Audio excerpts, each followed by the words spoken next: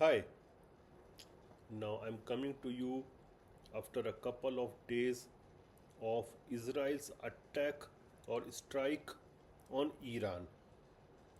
And the reason behind that was I was trying to do my research what happened because it is not easy to understand what's the kind of damage Iran had or Israel had because both of these countries are masters of censorship in such issues. And prior to strike, the Israeli leadership was saying that it will be a very precise strike, a very damaging strike, and the whole world will get to know it. And obviously, it was a very precise style, but it was not very damaging. I don't think so. That it was something very damaging, created a lot of havoc. Definitely, it did not hurt Iran's nuclear assets or its oil assets or its civilian infrastructure, including the power grids. So it was a precise attack, but it was feeble. It was not a powerful attack, and it was not a shocking attack. So, in those regards, yes, four casualties have been reported by Iran itself. But what I am looking at the situation is that Iranian side is downplaying the attack and the damage, whereas Israeli side is trying to overplay it.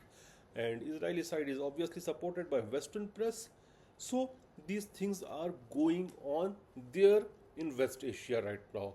And now, if you look at the situation between Iran and Israel, more than anything, it looks like it is now a battle to establish or re establish each other's deterrence.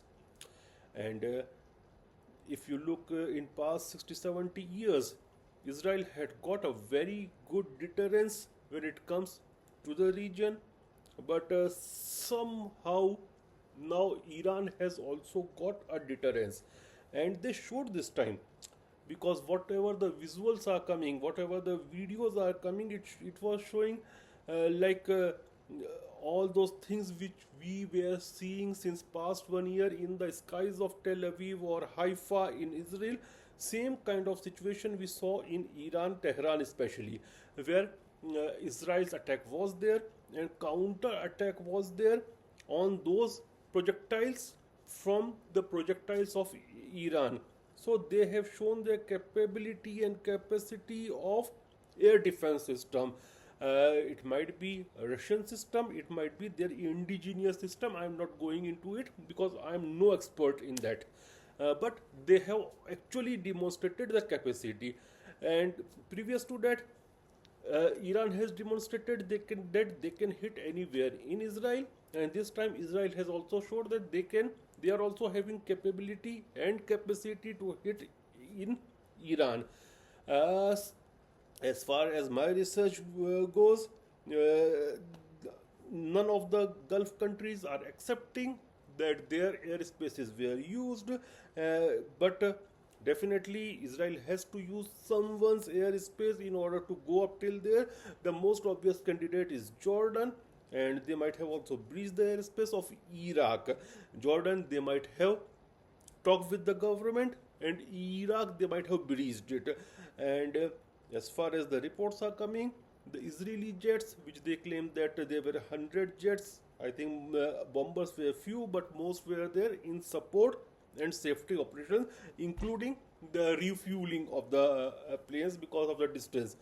So the reports say that they did not enter Iranian airspace, and the attack was done from Iraqi airspace. So there are various dots, but if the attack was really hefty, the American satellites would have shown it in their media. So I think there is a new deterrent situation. Let be very realistic.